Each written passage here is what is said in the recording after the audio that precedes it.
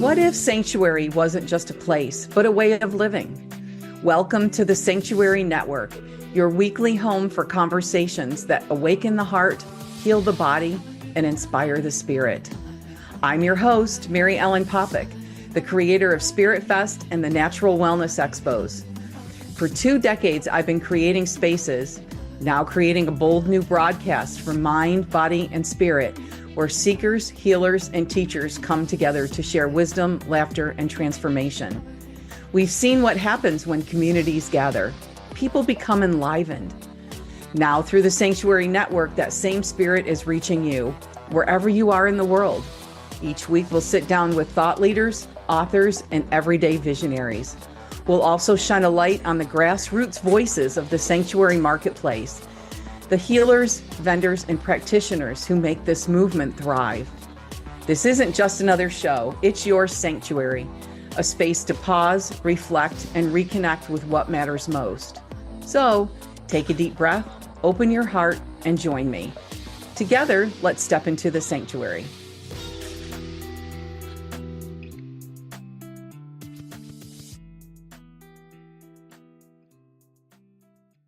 Welcome, everybody, to the Sanctuary for Mind, Body, and Spirit. We have a very interesting show because this is something I don't think anybody else is really talking about. Very underrated event, the Psi Games. And I first heard about it last year from my friend Anne-Marie, who I'm going to give a proper introduction to in just a few minutes. But there's a lot of great conferences and events and things going on. But some of it is kind of the same stuff year after year. It's good stuff, and we've got really good speakers, but this is something new and different. And I really feel like on the echelon of where we're going with our abilities to communicate with each other in the world and in the language. So, as I said, I'm going to give a proper welcome to Anne-Marie Hennessey. She is a life coach, a consciousness explorer, and the founder of Evolve with Joy.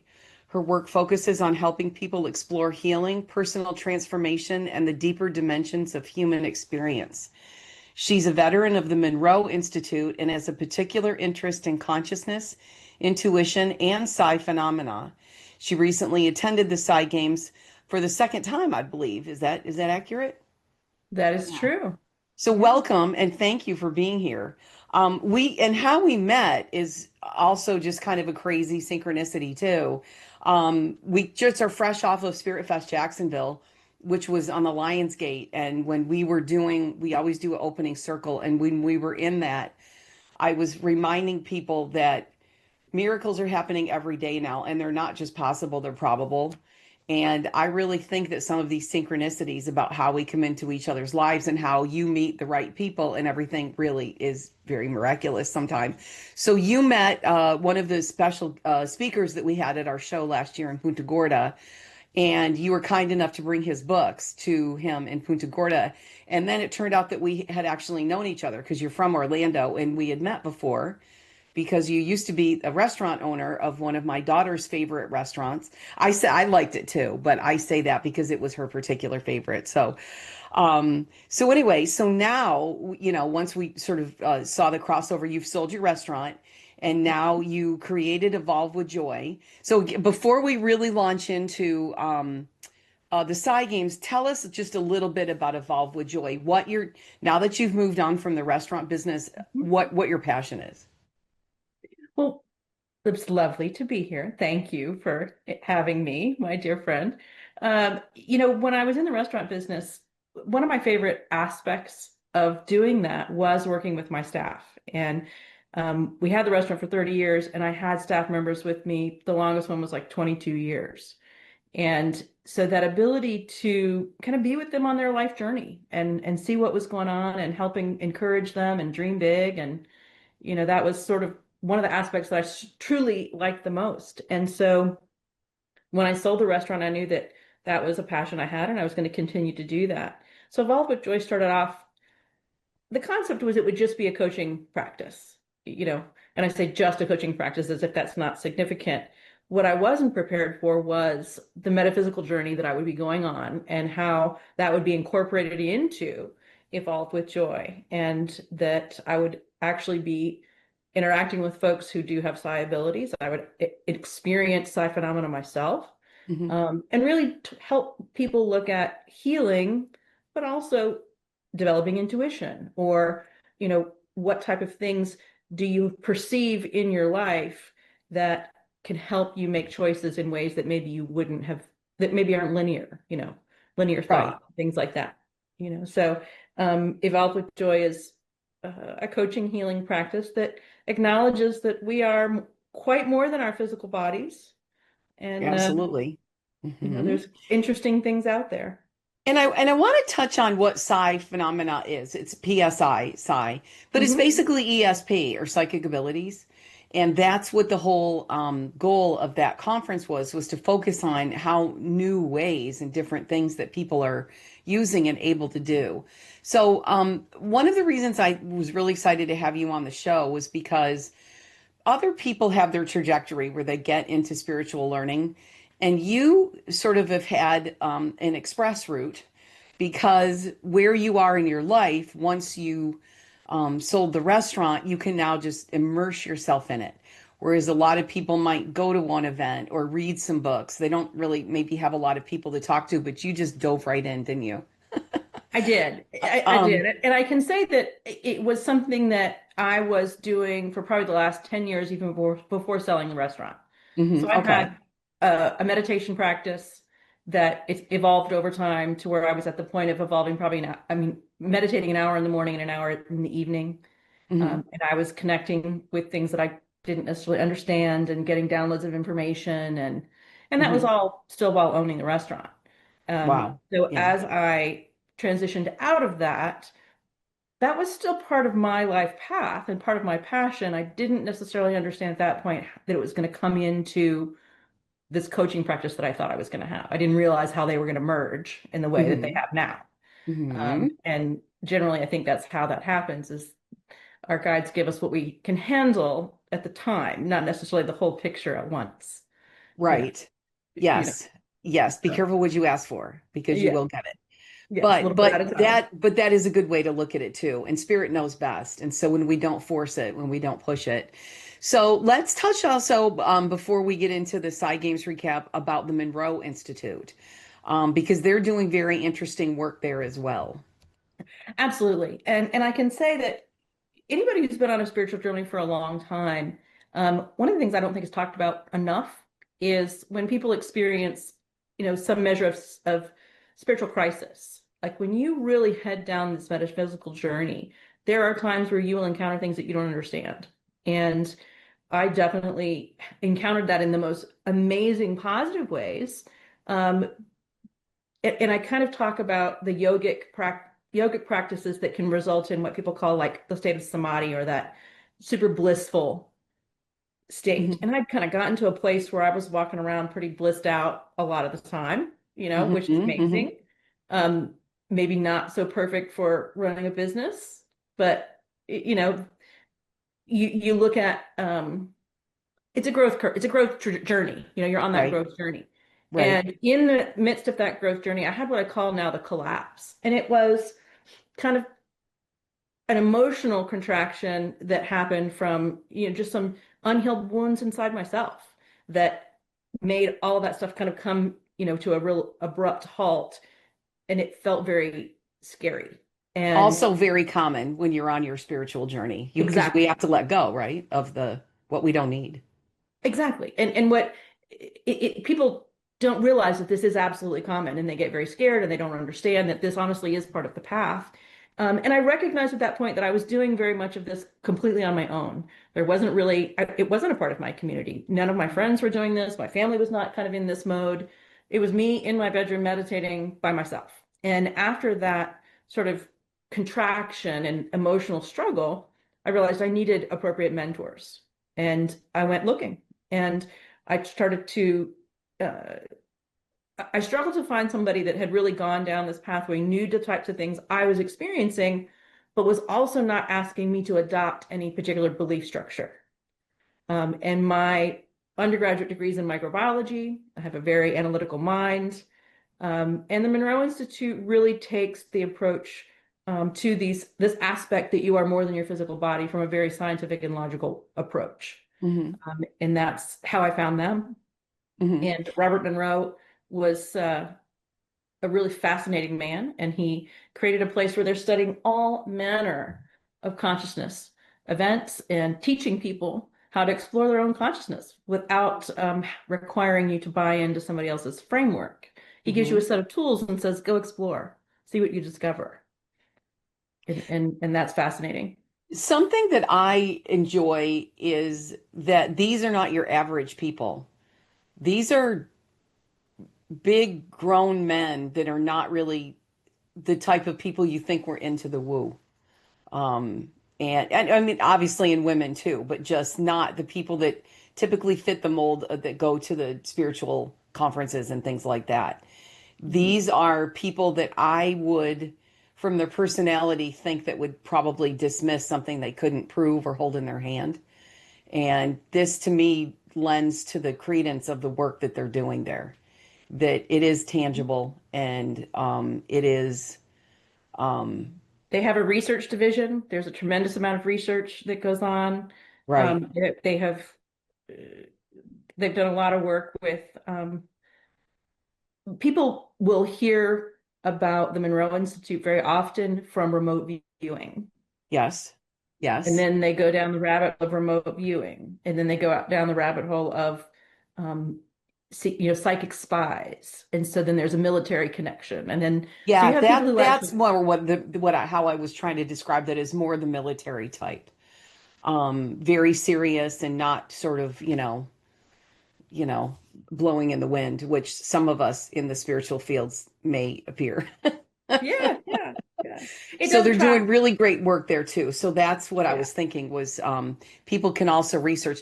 So what the takeaways from this? We're going to have Jim Vieira come on shortly too. He was one of the speakers there, but he also has some synchronicities too with why he was there and what he was speaking on. But I want to talk about the different speakers and the different takeaways from so what really and the only reason I didn't go, we had a show in Jacksonville this past weekend and it was just too close, but I noticed that they are not sure what the dates are next year. So I am waiting to see as soon as they announce it so that we can go next year because I'd love for Spirit Fest people to be able to go. This is really a high level event with such cutting edge new information.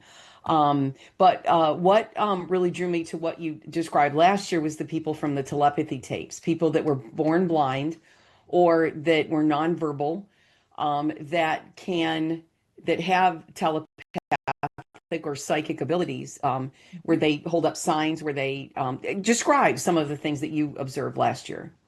So, vision without eyes or mind sight is one of the categories of the Psi Games. Um, and it is the ability to perceive visual information without being able to see. And in fact, I brought I don't know if you can see this. So this is called a mindfold, and it's a Hmm. type of blindfold it's plastic. It's a hard plastic with, a foam backing on it. And this was the one that they had at the Psi Games. You can see that on there. That's the logo for the Psi Games. But if you can imagine a group of people with a mindfold on, and sometimes even under that, eye patches. So there is truly no way that they are going to receive visual information from their optic nerve. But yet they can. Last year it was stacking colors on four different pegs, and you had these different, Wow. circles to stack on these pegs, and it was timed and how many could you get right. Well, this year they upped the ante because so many people were inspired by what they saw last year. You had adults going out and learning how to do mind sight. And so they were able to increase the level of how many pegs they had to be, and how many colors they were doing and the timing was, and all this kind of stuff. But if you do any research at all on vision without eyes, you will realize that they have been teaching this to kids in other countries for quite some time. And they believed that adults couldn't necessarily learn to do it because we were already in the belief that it was impossible. Right. But Right. they've proven that wrong. So there's a couple countries, vision Vision Without Eyes is one of them that is out of Canada. but they do conferences teaching this in Orlando. It may not be Hmm. on their website yet, but the next one is, I spoke with the founders of it. The next one's going to be in November here in Oh, Orlando, okay. where they teach adults this form of visual perception. And this particular company um, is also teaching people who are visually impaired or blind to be able to see. And when I say people who get really, really, really good at it can see, I mean they can read a book. Like there are kids that have been able to really read to, see to a level that you can pick a book, any book and any page and hand it to them, and they can actually read it without using their eyes. I saw a demonstration of it at the Sedona Ascension Retreat, in that it was amazing, and it was a man probably in his late 20s who born blind, and she would hold up a simple word on a card, and that everybody in the crowd could see it, and then he was describing what he was seeing. He was describing the shapes, and that was really interesting, was to see what he was seeing. And then I think the last one was the word B-E-E. And Hmm. then he said, I see a line and I see a circle and it's on this side of the circle. He goes, but wait, I know what it is because I see it. So he saw the bee in her mind. So, or is it, where is he getting the information from? Is he reading her mind or is he sensing it? So with the colors, that would indicate that they're not reading someone's mind. So what is the skill? What is the senses that you are using to be able to do this? This is what I mean, that this is so cutting edge. This is so cool. So there's actual games. That's what you're saying. In addition to all these great speakers, there's actual exercises that everybody's doing, right? Well, it's a competition. So the founder of Psi Games, Hakeem Eisler, really wanted the opportunity to engage a younger generation with the Psi phenomena in a new way. And what better way than to create, you've got these kids who are used to playing video games.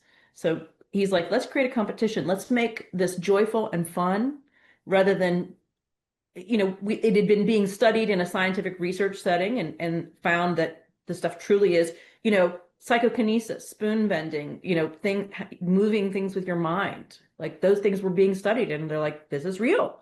There are Hmm. people who are doing this. Hmm. How do we get it out there so that the public can engage with it in a way that they will be inspired to stretch their own mind and their own abilities? And that's how Right, the Psi Games were born. right. Um, but they did remote viewing, precognition, dowsing, psychokinesis, and mind sight, actual competitions during last year and this year in the games. I think I know the answer, but how would you describe how does that benefit us on our spiritual journey? Learning to be able to use these um, gifts. I think that one of the most inspiring parts of it to me is it is a physical and tangible way to believe that we are more than our three-dimensional selves. Right. Hmm. It's undeniable when you see some of these things take place that it's happening right in front of you. And then as you learn to do them, you truly begin to believe that you are a magical being, that you are capable of far more than you would give yourself credit for. Absolutely. And then I also feel like that we then rely on our intuition more. So when we do get those promptings from our guides, from spirit, our higher self, or, Mhm. some of us are actually having entities speak to us, like Chris Bledsoe. I can't wait to Mhm. um, talk about him as well. Mhm. Then that would that would leave less room for doubt. I think. I think when we first start hearing from our guides or getting messages given to us, I think all of us go through that little thing where we wonder if we're crazy. But I had been having it since I was little. And then again, used to talk to my mother about it. And then one day she laughed at me in a way that I knew she thought it was a game. So it's good to be able to have that verifiable, thing. So who stood out for you as some of the top speakers that you heard over the weekend?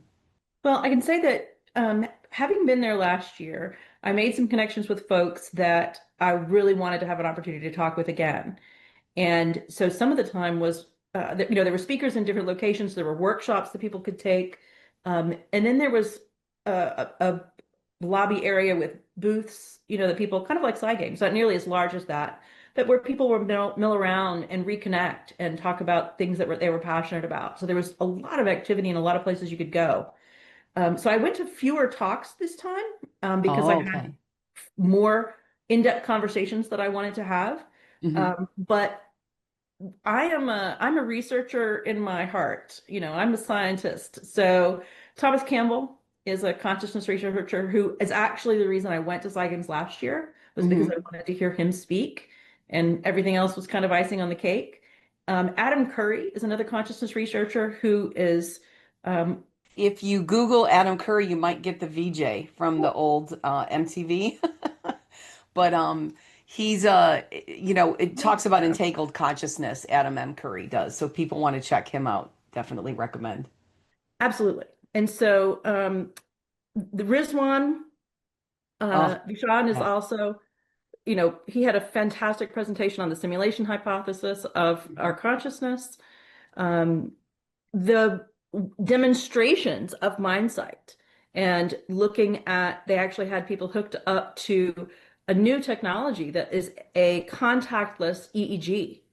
So we Mm. were looking at their brain waves while they were doing the mindsight activities Mm-hmm. and in real time, which was super fascinating. But they had a kids panel. They had a Mm-hmm. panel of kids who have learned these psi abilities. They had talks on uh, dreaming, on unconscious dreaming. They had talks on um, what sort of what kind of precognitive awareness, how to determine what's precognition and what's not, or what's intuition and what's, just an aspect of yourself.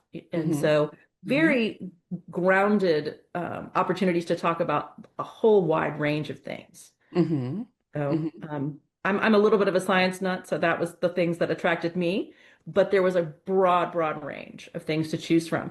I enjoyed, in fact, Sean Webb um, of he wrote a book called Mind Hacking Happiness, and Mm-hmm. his most recent book has just come out. It's called The NHI Connected Mind, and he was talking about in his talk how important it is for us as a species to help AI have some measure of connection with emotion and how our connection with non-human intelligence is going to impact the way we evolve.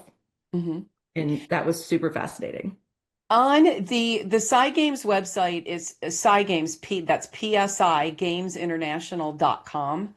And on it, you can see the list of all of the speakers. And I would recommend people literally look up every single one because every single one of them that's on there is going to be really high level and has written books, and that'll give you a whole new scope of research of different things that everybody can get into, depending on what interests you the most. So let's go ahead and go to break. We're going to bring Jim Vieira in, and then he spoke. And I'm interested to hear about some of his takeaways as well, and then we can all chat some more. So, our website, we do not have another Spirit Fest now until early October, but we do have two natural wellness expos coming up. The end of the month, we're in St. Petersburg, and then mid-September, we're in Melbourne, Florida.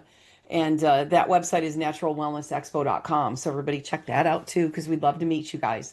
So let's go to break and we'll see you back in the next segment.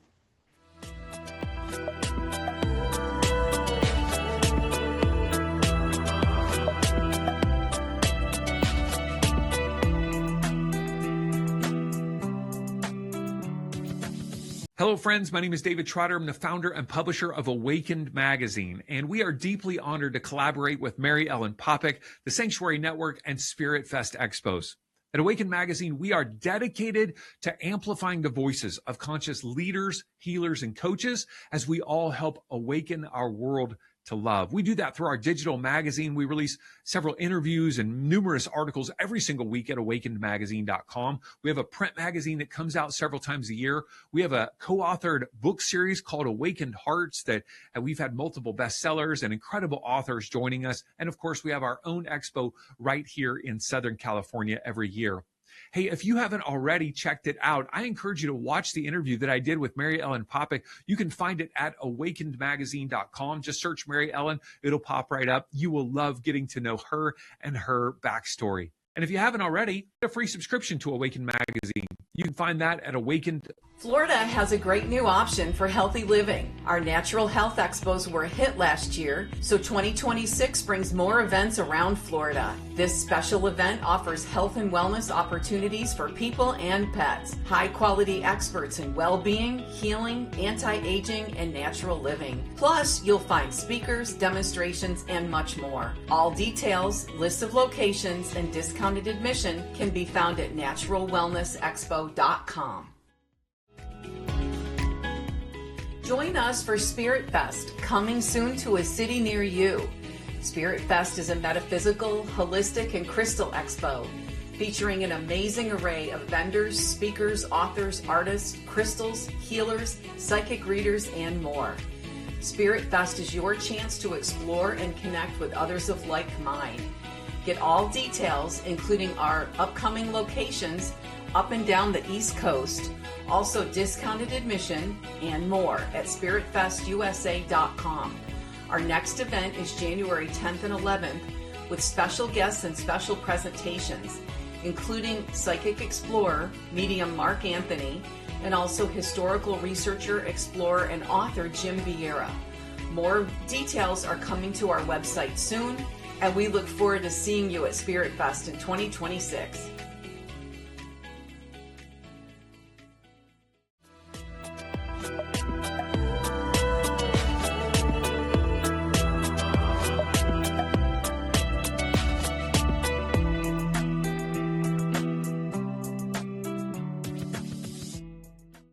Welcome back to the Sanctuary for Mind, Body, and Spirit. We are here with two very special guests, and we're discussing the Psi Games, a very high-level and new type of conference and event with really high-level speakers. So I'm with Anne-Marie Hennessey, who's attended for several years, also a consciousness explorer on her own, and Jim Vieira, one of our favorite guests, returning veteran, who has been a History Channel host of Roanoke, Search for the Lost Colony, and Search for Lost Giants. He's an author, a stonemason, world explorer, historical detective, and a recent speaker with, you've spoken at the Edgar Cayce conferences many times, at least 6, right? Yeah, 6 or 7 years. I'm speaking again this year at the Ancient Mysteries Conference in October. Which that I will be in attendance for. Nice. Yeah, it's going to be ET oriented, extraterrestrials. I'm really excited about that. We'll talk about that later too. So, Yep. so you came, was it in place of somebody that was going to originally talk? Yeah, John Van Auken was going to speak on stage with the CEO, Christopher Naughton, and John had a health issue. I believe he's doing okay now, but they called me in at the last minute because I'm well versed in the Cayce material. I have a good collaboration with the ARE, and I was the keynote speaker at the Congress this year. So, I think Christopher and I get along very well, and Christopher is very knowledgeable and a great host. And so I was thrilled to go down and be able to present with him. So I'll call him the new CEO. How long has he been the CEO? Couple years. He's Okay. really good. He's really got the ARE going in the right direction. No question about it. Good. And that's partly where my interest lies. We had them, they had a booth at the Virginia Beach Spirit Fest when they were there. And I really have a personal desire to just help get the word out about Edgar Cayce, about the organization. When I was there, I said to the ladies, it drives me crazy. I meet young kids who don't know who, I say young kids, people in their 20s or late teens who are really on their own spiritual journeys who don't know who Edgar Cayce is. And it said it drives them crazy. There's people that have lived there in Virginia Beach their whole lives and don't know who he is. So we've got our work to do. And I think that his work is super important because it's so unadulterated. It was before the internet. It was before a lot of books had been written. He was the sleeping prophet. He channeled. His health readings are amazing, but then the past life things, the ancient information that came through to him was also really, really great. but it's just at a level of spirituality that was he a Baptist minister? Or he was a preacher. What was he? He was a Sunday school teacher from a conservative Christian background in rural Kentucky in the late 1800s and early 1900s. That is not exactly the most, progressive place to bring these ideas forward, like reincarnation. They even his own family thought he was the devil got a hold of him. Basically the evangelicals were not keen to what he was transmitting, and he was disturbed at first, but he knew it was a benevolent source, this Akashic records that poured through him. So he just kept up with it. He's the father of holistic health. He brought metaphysics and spirituality to the West. He brought ancient mysteries to the West, no question about it.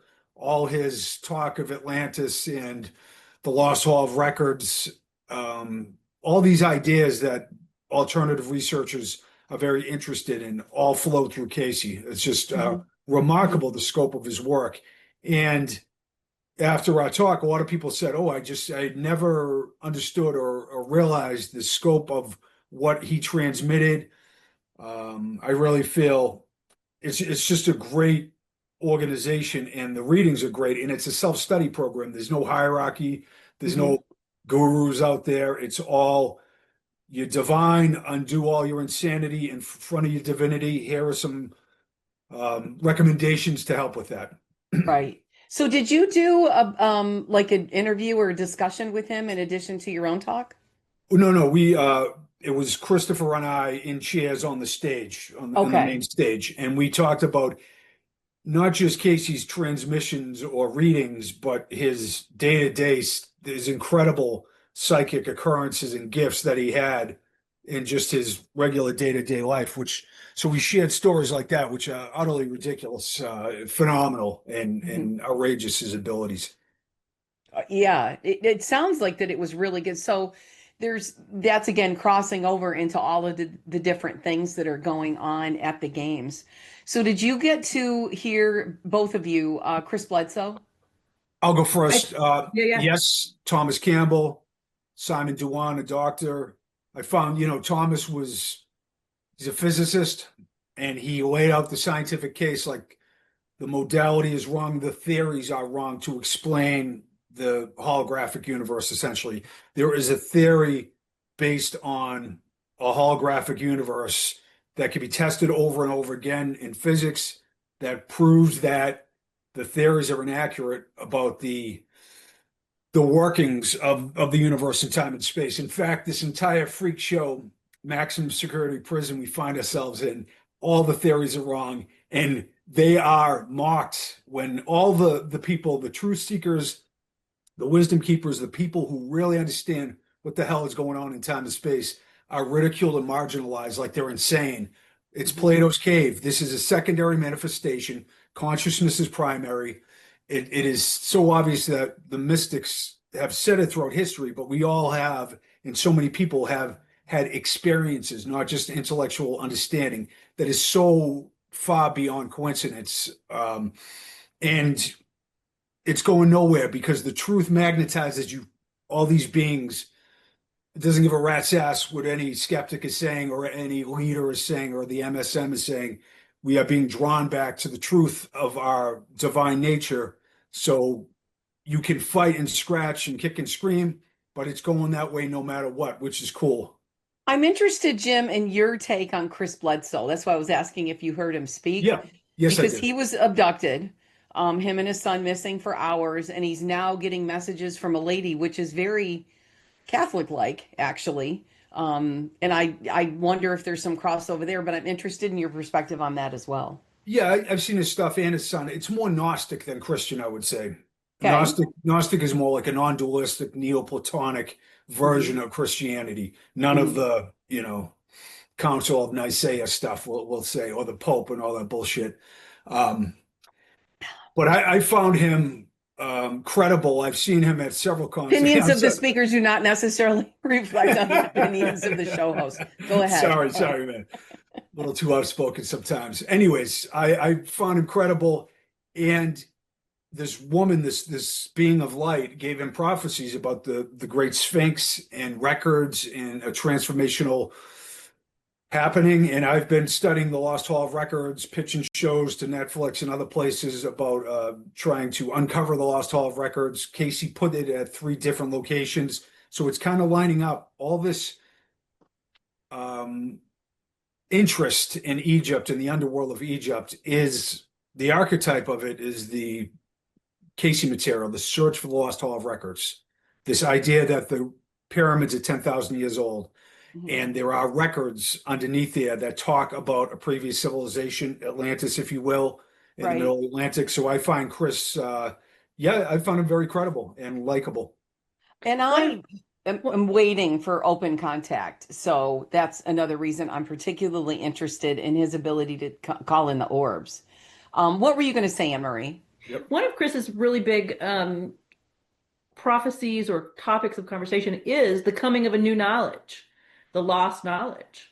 And so he talks about the lady saying there's going to be this new knowledge that we are going to gain.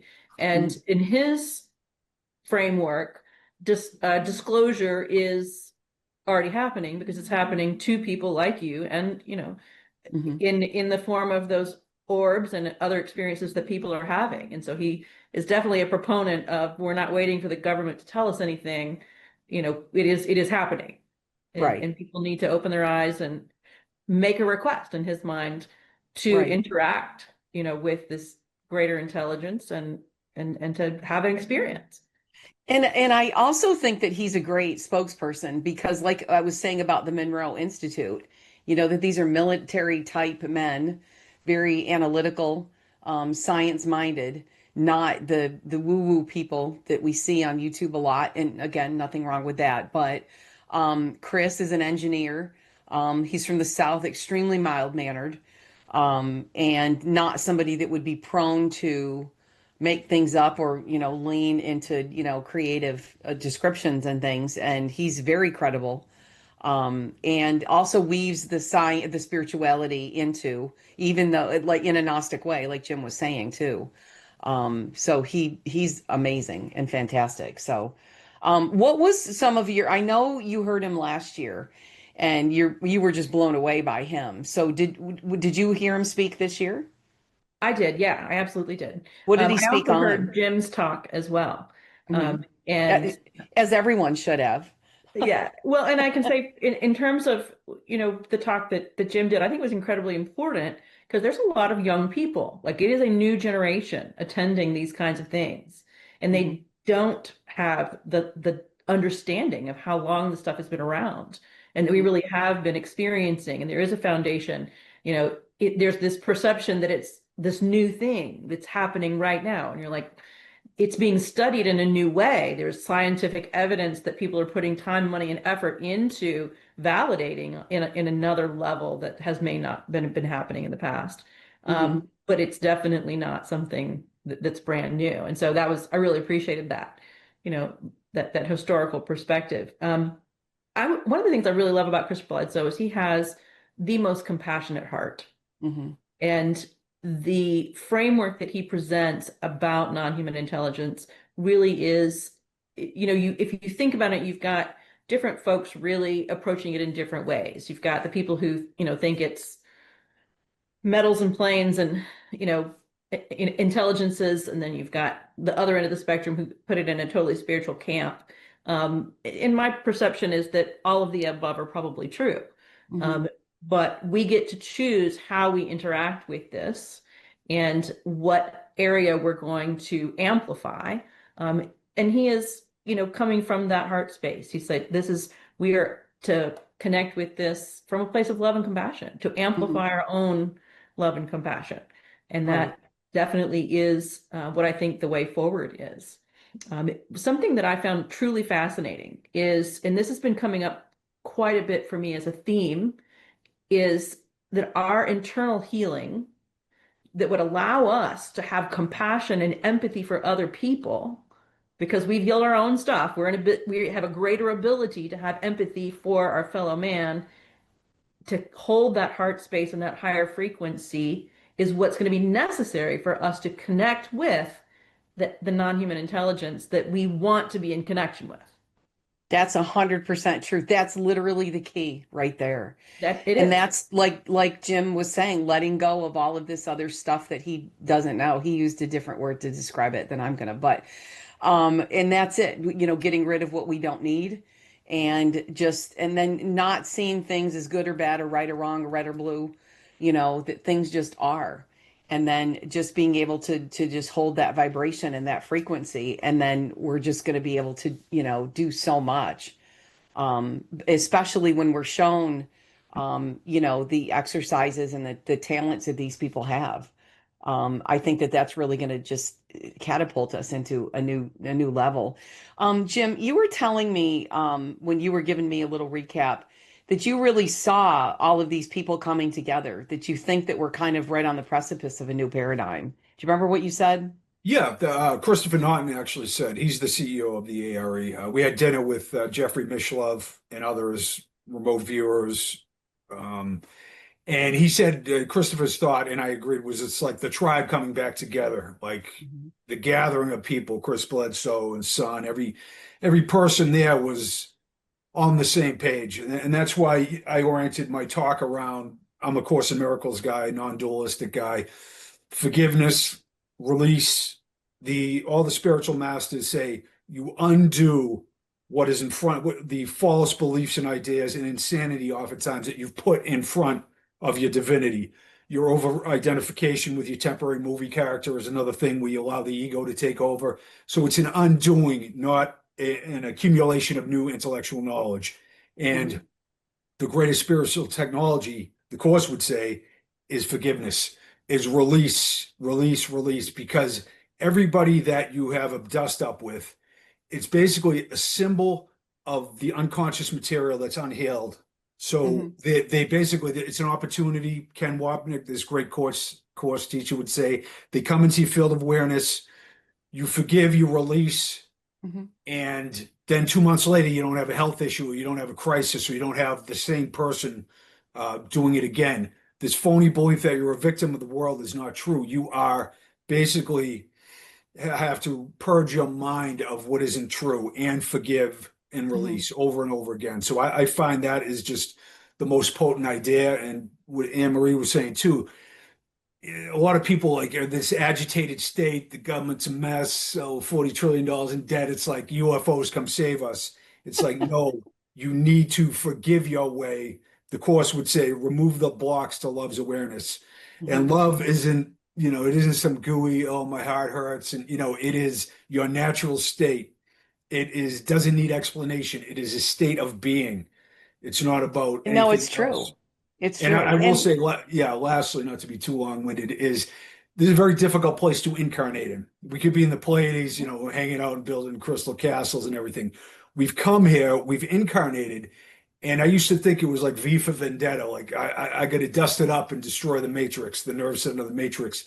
It's no, we have to increase our energetic level as a whole yeah. to break the energetic hold of the archonic, demiurgic prison, the Gnostics would say, that we've been caught in, endless wars and chaos and everything. So that is why we're here. And that means that have compassion. This is a very difficult place to be. Jesus Christ, you're paying all your bills, juggling everything just to stay alive, man. It's like a sci-fi movie, let It's alone true. all the spiritual work we gotta do. Yet I believe that, in another state that we chose to come here, we actually stood in line to get here too, Yeah. that we wanted to be here to do this. And, we just are doing the best that we can to get through. We just find the different ways and what makes us happy and, what we can do to drain out the noise a little bit. I did see how many different speakers were talking about simulated multiverse and things like that too. Um, what is your takeaway on that, Anne Marie? I mean, is that something that you really kind of perceive, or are you just aware of it? So the idea of a simulation and the multiverse is something that you have people who are experienced. This is my take.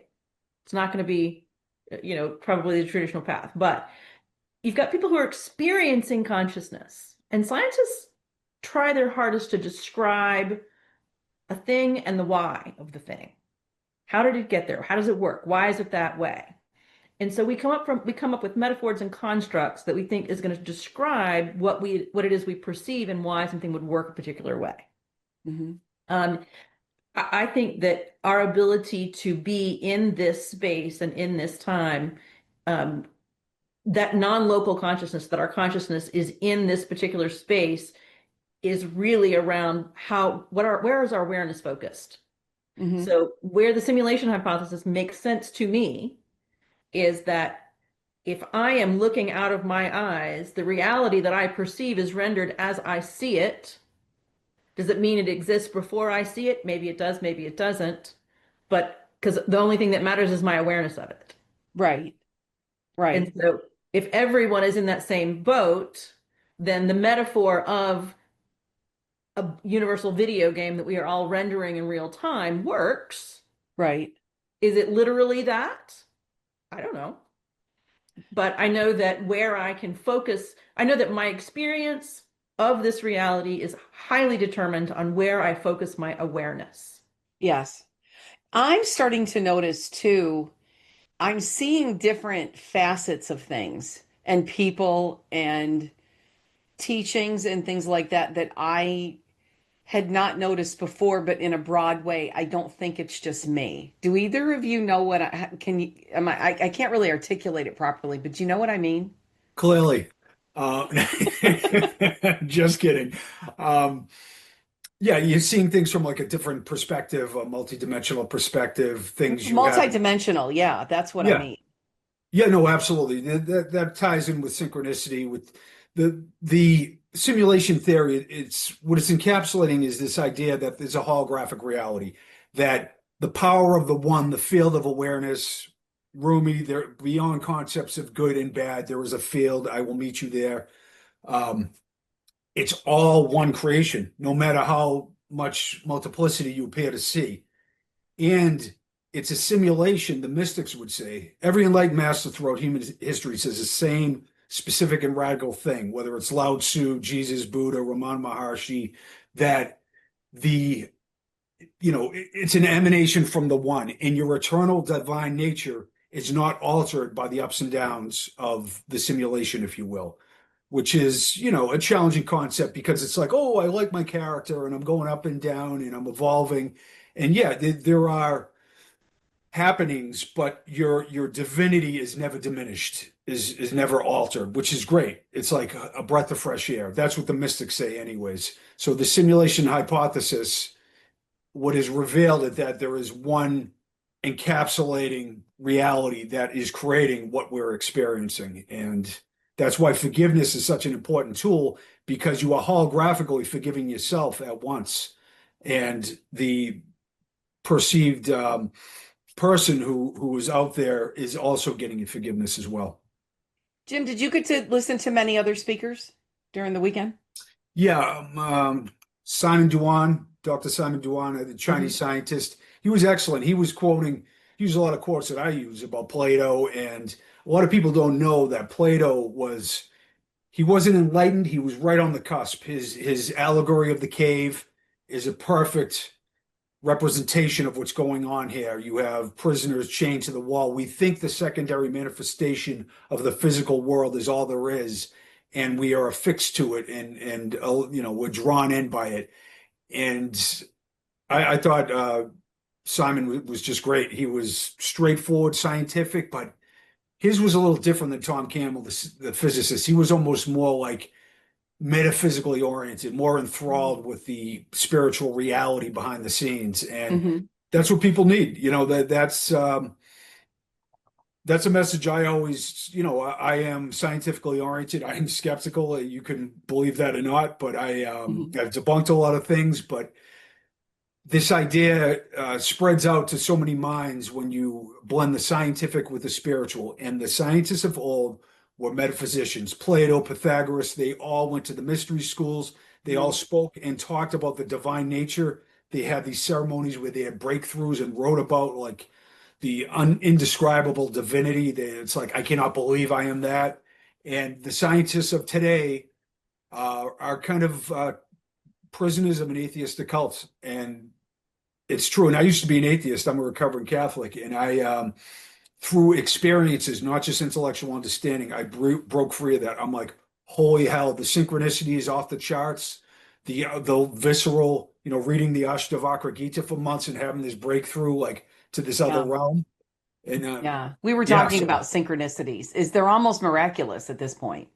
Well, the good absolutely. news is that there are a class of scientists who are definitely interested in studying. They are studying. They're studying synchronicities. They're studying precognition. They're studying, these different psi abilities and how, at the end of the day, we truly are more than we perceive, and they're coming up with undeniable proof for the skeptic that these things are real. Diane Hennessey, who's the woman from Harvard? Uh, Diane Hennessey Powell. I think so. She was at the online at the Edgar Cayce Congress, and she was so they everybody. Patricia Cromwell, the highly regarded author who has a series on Amazon right now based on her books, she was there at Psi Games. I talked to her, and I was blown away. George Norrie was there. Everybody gave their experiential story, Hmm. the Casey story, but like the book hit me off the head. I had an angel visited me. Like everybody from so many people have these.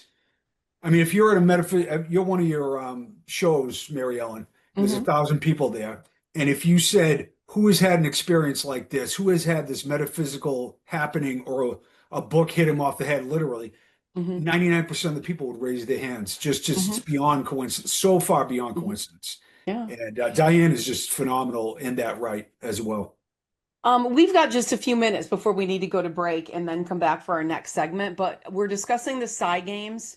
And the website is PSIGamesInternational.com. So people can look up and see the lineup of this event that was just 2 weeks ago and all the amazing collaborators and contributors and scientists and advisors that we've got. This is really just new and cutting edge information. So I really recommend everybody go there. Anne Marie's website is Evolve with Joy if you want to check her out, up and coming. And I know you're still literally evolving as well, but I know you're going to be doing great things as you are now. And then we've got spiritfestusa.com as well as our natural wellness expos are the next two events that we've got coming up. So you can check those out by that website as well. So let's go to break and then we'll come back and get into more. Oh, it's just more great conversation. So hang tight, everybody.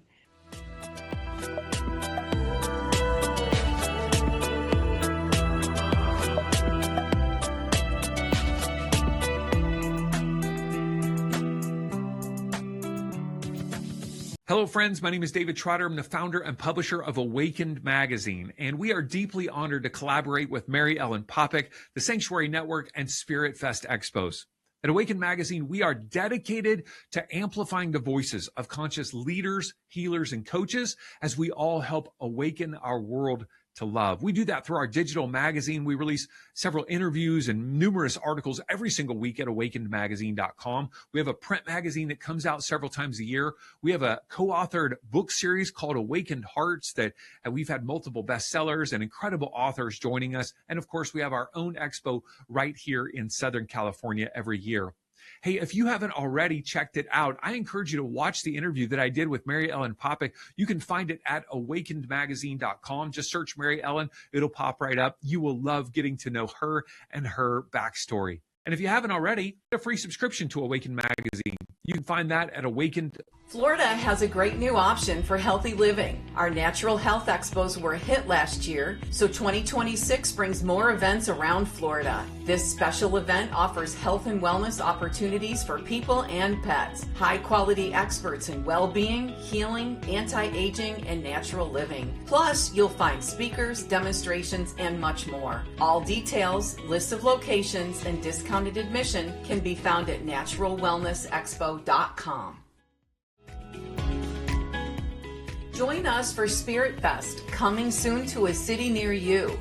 Spirit Fest is a metaphysical, holistic, and crystal expo featuring an amazing array of vendors, speakers, authors, artists, crystals, healers, psychic readers, and more. Spirit Fest is your chance to explore and connect with others of like mind. Get all details, including our upcoming locations up and down the East Coast, also discounted admission and more at spiritfestusa.com. Our next event is January 10th and 11th with special guests and special presentations, including psychic explorer, medium Mark Anthony, and also historical researcher, explorer, and author Jim Vieira. More details are coming to our website soon, and we look forward to seeing you at Spirit Fest in 2026.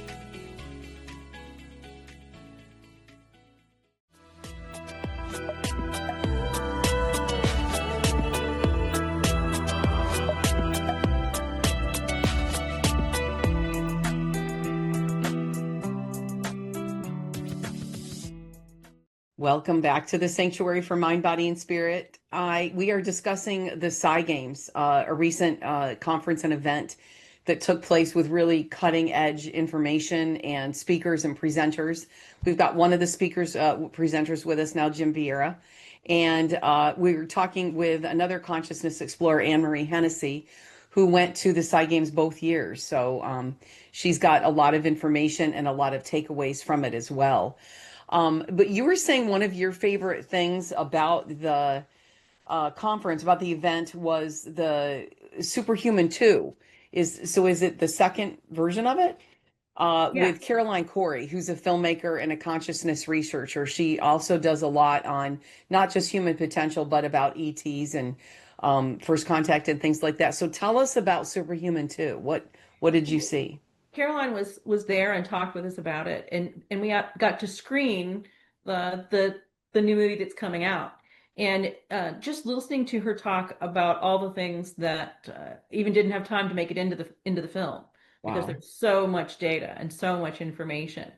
And if you haven't seen Superhuman 1, it's absolutely worth a watch. And then Superhuman 2, they just add to the research on various psi abilities, and it was a great fit for the Psi Games, because as the games are demonstrating some of these psi abilities in real time, another thing that Hakeem is doing with Psi Games International is he is doing workshops throughout the year that people can take both in person and virtually to develop their own psi gifts. And so you can watch people do it and realize that it's real. Yeah. And then go and study it yourself. It is one thing to see it on TV or, but it's a different thing to hear or see it live in person where you just know. That's just a different level to that. And that's what's good about these conferences and events. I'm pretty sure that I watched Superhuman. I think I rented it on Amazon Prime, but you can watch it for free on Pluto and Tubi. With commercials. But did she say when Superhuman 2 will come out? She probably did, but I don't remember, but I'm sure we can find out. Okay, yeah, I'm interested to know. Here's a simple thing that happened. I don't know if you saw this, Jim, but people were sticking dimes to walls. Did you see this happen? I did, yeah. Yeah. So one of the things that you were able to do is you could take a dime and you can put it against a wall, and with your intention, you can make the dime stick to the wall. And so people were doing this all over the place. It was like this fun game, and you would just see someone hold a dime against a clear sheetrock wall in a conference room. There's no, nothing sticking it there.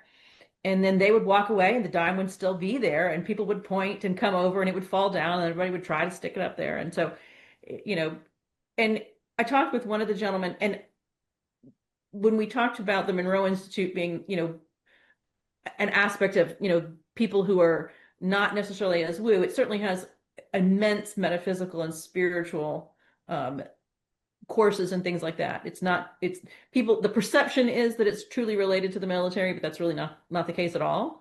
It just, because of that relation, you end up having a lot of men, Jim is truly the exception in some cases. We have a lot of women who go into this, so we really appreciate our beautiful, strong men who do it. But the gentleman who helped me learn about the sticking the dimes to the wall, he's a bodyguard for one of the people who was at the games, and very, huge guy. And he was going around and sticking these dimes to the wall and walking away. And it was just like watching magic happen, in real time. And he said, Do it every day so you remember how magical you are. Wow. Did you try it, Jim? I didn't. I didn't want to fail. Well, if you've got a dime in your That's the pocket, maybe trick. you could try it on the wall behind us so we could see. What do they tell you to do? Are you just focusing on it first, or do you just go do it? And It has to, the idea is intention and belief.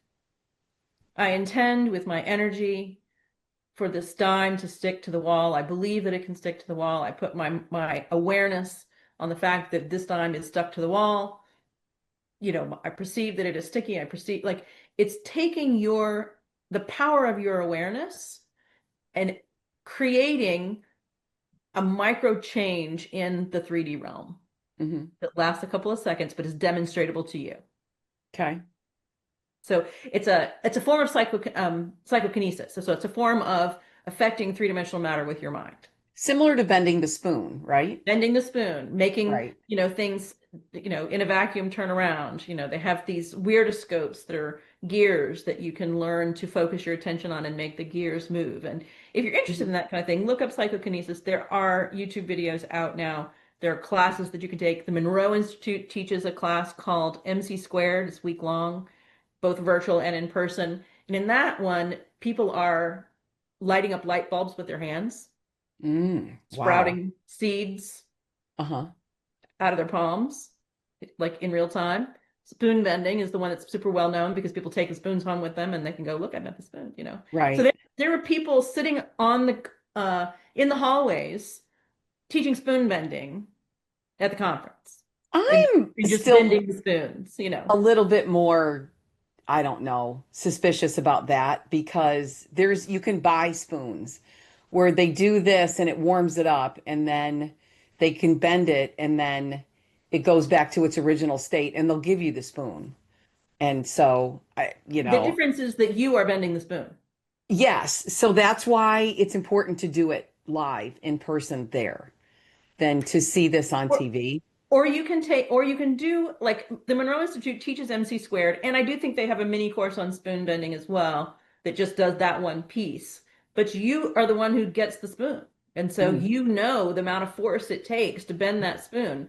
And right, when for a couple of seconds it feels like rubber and all of a sudden it's in a different shape, right. you know that the force of your muscles did not do that. Yeah. That goes back to some of the synchronicities that we were talking about. How things lined up really are miraculous. They really are. And Jim, what I was saying earlier is we did our Lionsgate, our opening circle at Spirit Fest that morning, and I said that miracles aren't just possible, they're probable at this point. That we just need to be open and everything is just going to work out for our best way. And then being able to discover this new information, and be able to share this, like that's what we do is we want to share this with people. We want to enlighten people. We want to use our platform to be able to let people know that these things are possible. And that's what's going to tip things with that paradigm, and then just kind of Absolutely. send us in the next echelon. Like studying and verifying and documenting scientifically these things is very important. And for me, ancient mysteries is a gateway drug to spirituality, as I often say, but it brings in so many people. There's these archetypes of the lost hall of records in Atlantis, and we've been told they're silly and impossible ideas. And part of the system of control, whether it's the archaeological world, the financial world, it's all hypermaterialism. It's basically the slow progression of the evolution of humanity. There aren't like days of like resets and lost civilizations, and it's all basically this kind of mind-numbing slave mentality rather than you have incredible abilities. the Hmm. you know the the representation of the world highlights your divine nature and ability. Hmm. You're not separate from it. Hmm. It's not like, oh, lightning hit ammonia and the Big Bang and the life was formed. These ideas are wildly wrong, and the truth is mocked at every turn. I'll just say quickly, like you watch some PBS special, detective special, And first they'll entertain some like supernatural idea, and then they'll debunk it by the end and just, laugh at it. And basically there's no Yeah. embracing of what millions and millions of people not only know, but have experienced. So Yeah. that's one way of saying that, just, we're all, well-adjusted people who like can balance a budget and be parents and everything else. We're not lunatics. There are Right. millions of us that are matter of fact, understand all these concepts, have studied so much of this metaphysical understanding. But for me, I try to document the ancient mystery side of it to bring scientific validity to what is considered impossible ideas and to understand the metaphysical teachings of the ancients and what they knew. And that's where Cayce comes in so importantly. Right, right. And again, why that is very important. So we're going to be having at Spirit Fest special guests at some of our venues that we can accommodate.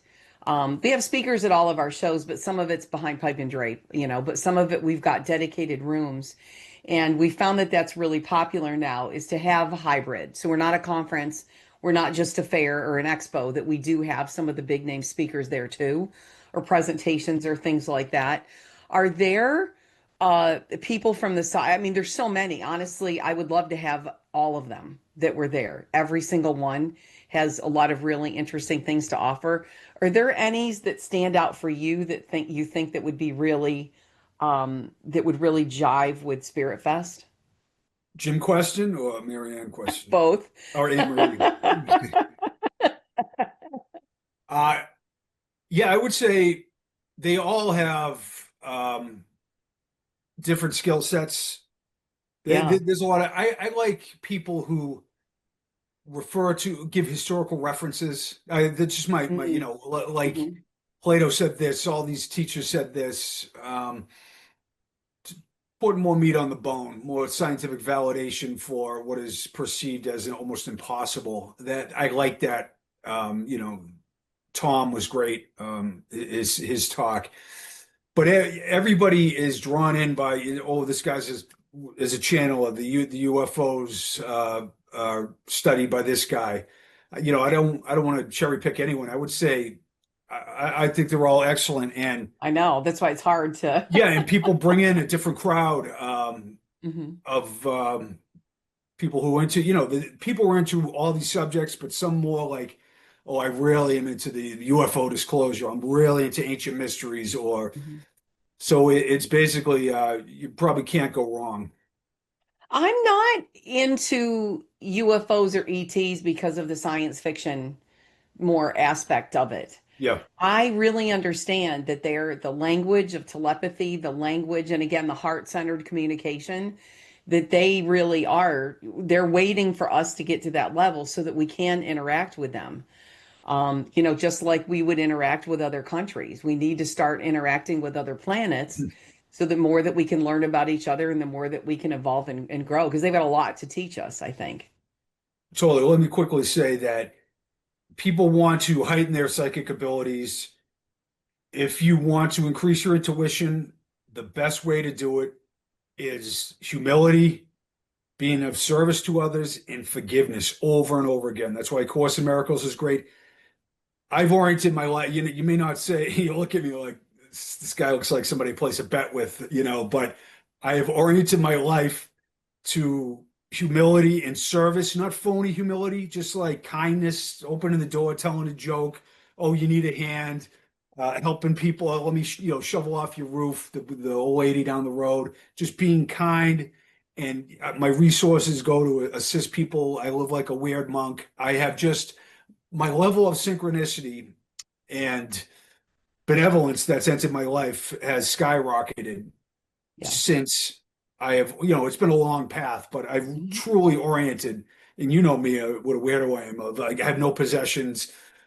Like I said, I just bought It's like a monk, yes. my second shirt. But the point is that people want to increase their abilities and their synchronicities in their life, and that is the best way I found. And that's what all the spiritual teachers would say. Yeah, Don't do it to be of service. That's why you're here, to be of service to others. That doesn't mean you can't have things and yeah. enjoy your life, but I really feel that's true. I don't know if you've heard this term before, but you are the personification of the healed masculine. And that's becoming more and more known now because that's really important. And I think I want to say that there was even a soccer player from Holland or something like that that some other people kind of took note publicly that this is a thing.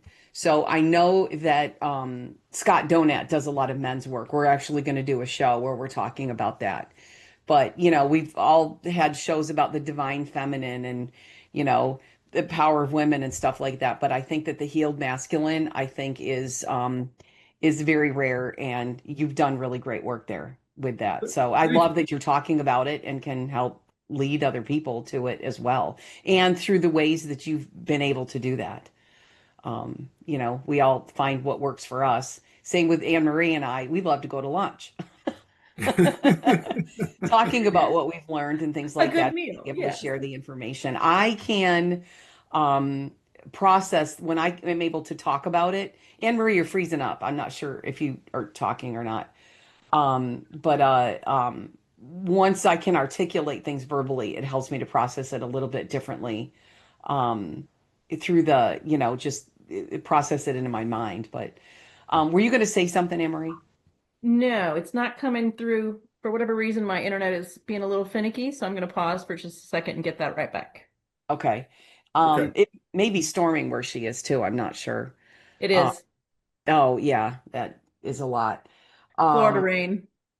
exactly. Oh, the afternoon storms have been impressive. So, what's the temperature where you are, Jim? Yeah, like 70, 80. Not too bad. Wow. I don't even remember what that feels like. It's Weston, Massachusetts. Wow. Like I said, it was about 108 today. Or the with the heat index, but that That's the crazy. humidity just knocks you in the face, but I'd still trade this for a nice winter.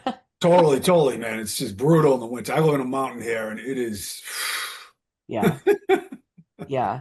So, tell us, while she's coming back, Yep. you are going to be leading an Edgar Cayce tour to Egypt. Tell us about that.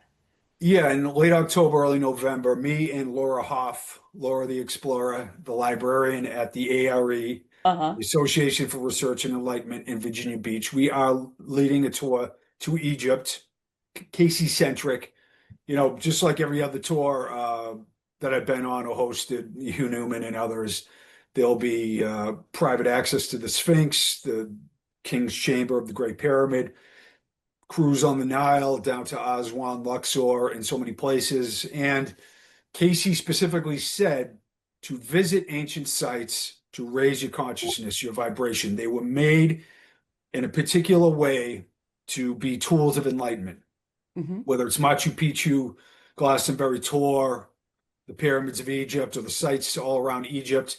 And Casey had a lot to say, a huge, thick book of Egypt's readings right over there, and Hmm. just phenomenal. The healing temples, sound and light. That's the thing. A lot of the new modalities Casey talked about, color therapy, sound therapy. Hmm. He talked about the Egyptians' use of it. He actually, there's the Casey Riley massage clinic at the ARE where Hmm. he specifically channeled a way to do massage, and he highlighted these blends of Egyptian oils that we used in ancient times. It's Hmm. just fascinating. Hmm. Castor oil, all his health remedies are so effective.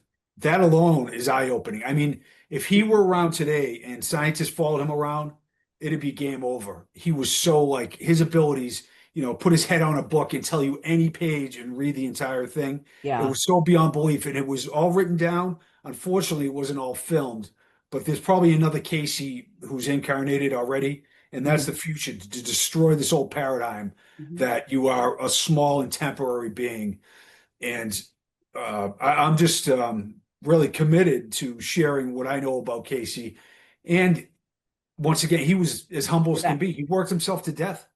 He did. He He did. was He he gave too was much.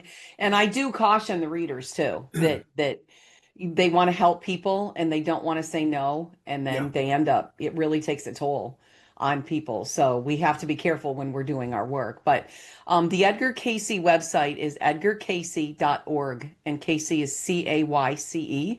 Yeah. And then there is a tab for events, and you can see the other thing that's going on. But something that I have signed up for that I'm going to, that I'm really excited about, is your Ancient Mysteries conference, the weekend of April 8th, in Virginia Beach. And it's nice in Virginia Beach because it's a little cooler. It's cool. It's fallish weather. I don't know if you'd want to swim, but it's certainly great weather to walk on the beach. And the beach has, the sand has some qualities there that he talks about in his readings, that there's, I believe, gold particles in there, and it's just a wonderful place, Virginia Beach is. But John Van Auken will be there, Whitley Strieber, Andrew Collins, Adam Apollo, to name a few, Jeffrey Mishla, Paula Harris. She's amazing too. She studied with, or not studied, she was a, I believe, like an admin for Hynek, who did a lot of the secret stuff with ETs and crash things and everything. So check that out. And so on the edgarcayce.org website, events and programs, you'll find that there. Highly recommend. And it's a cheaper price for members, and the membership is not that much money, but in addition to getting discounts on some of the fees, you get a searchable library of all of the readings. So if you're looking up one thing, you can there's just hours of research on there. So I always advocate for people to sign up, be life members, interact. There's webinars all the time. There's always something cool going on. There's, sound healings. Our friend Mhm. Anthony, they just have great programs, and everybody's really humble and cool there. And I can't think of a more important organization on earth than the ARE. And I Yeah. say that, and that's not hyperbole. I really feel that, and I strongly encourage people. It's like everything you want in the ancient mysteries, healing, metaphysical world is right there. You don't have to go to a million seminars and workshops. It is like encapsulate everything you could want. And that's why I am so glad that Edgar Cayce was represented at the Psi Games, because I really feel like that the Psi Games are just cutting edge information, with, like you said, great people that are on there too. So as we were talking, I just looked over and I see we're almost time to wrap up, unfortunately. So Anne Marie, do you have any final words, any takeaways? Give us your thoughts. I think that what's really fascinating is that the mission of the Psi Games is to help us understand that we are all magical. Like, we have more ability than we understand. And so while we were watching the games and listening to the speakers, it was really about taking that home and figuring out how it is made manifest in your own life and really practicing it. Hmm. And so I'm a huge advocate for that. And, through study, whether it's reading a book and thinking, how could I possibly, be more than I am, and just believing it, because Hmm. we really are. And it is worth your time and your effort to expand how you think of who you are as a being on this planet. Yeah, remember, miracles aren't just possible, they're probable at this Mhm. point. So, Jim, in addition to your Ancient Mysteries conference coming up and your tour of Egypt at the end of October, what else have you got? Your book was finally printed and Yeah, published, yes, Footprints of the Gods. I was author of the month at the Graham Hancock website last month in July. right? Yeah, yeah, I'm doing different podcasts and travel, and I might go to Fiji and the South Pacific this winter for some research about some locations I talked about in my book. But yeah, same old scene for me. It's undoing.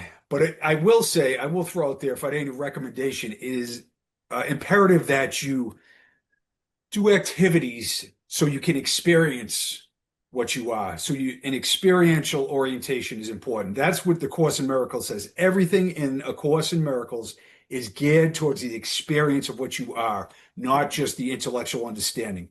Because that to know is great intellectually, but then when Hmm. you have to deal with so much in life, you can get dragged down, or the ego could take over. Breath work, sound healing, Hmm. ceremonies, prayer, meditation, whatever it is, Monroe, Hollow Sync, Hemi Sync. Hmm. When you interface and experience what you are, it's game over. It's like, oh, even if it only lasts for a couple minutes, and then you Yeah. reorient back to your movie character, and you're like, you've lost all doubt Yeah. that. We didn't come here to live in a cave, most of us. Some of us did. But most of us came here to experience life. And like you said, to just experience it, find what serves us, what doesn't, let go of what we don't need. That's the process right there. It's not necessarily the end result, it's the process. So, those are really great things that you're bringing up too. Yeah, like interfacing with the divine, I would say, Mhm. cutting Yes. through. And it doesn't all have to be ayahuasca ceremonies in Ecuador, like I've done a million times. It can be sound baths, it could be prayer and meditation, whatever your thing is. It Yes. could be breath work, really, it just throws you into that state. So Mhm. I would write that at the top of your notebook. And it's like experiential activities are paramount. And then the Yes. synchronicities will blow up. Things will be much more benevolent and efficient in your life because you will like have that divine spark heightened. So that's my recommendation as a fake life coach. And that's why we do Spirit Fest is there's a lot of things you can do online. You can do research, you can read books, but there's nothing like being there, seeing people in person, talking to people, experiencing the energy and the vibration. Yeah. Things like the Psi Games, the Edgar Cayce events. I do see that your Ancient Mysteries conference is online too, so check that out. But we've got 1 minute, so we do need to wrap up. Thank you so much, you guys. This was really Yeah. interesting, and hopefully we've given people lots of food for thought. So, Anne Marie Evolve with Joy is your website, jimvieira.com. Vieira is your website, and everybody knows where to find us. So, thanks everybody for joining us, and we'll see you next time. Thank you for spending this time with me here on the Sanctuary Network. Tune in every Wednesday at 5 p.m. Pacific, 8 p.m. Eastern on the Transformation Network as we gather to share stories, wisdom, and practices that remind us of something essential. Sanctuary isn't just a place you go, it's a space you create in your heart, your home, and your daily life. I hope today's conversation sparked something in you, a sense of belonging, a new idea, or simply a reminder that you are not alone on this journey. If this touched you, please share it with someone who could use a little light. Together, we can grow this circle of sanctuary and inspire a ripple of healing around the world. And don't forget, the journey continues at spiritfestusa.com, thesanctuarynetwork.com, and naturalwellnessexpo.com. And of course, every week right here on Transformation Network. Until next time, may you be well, may you be inspired, and may you live fully in sanctuary.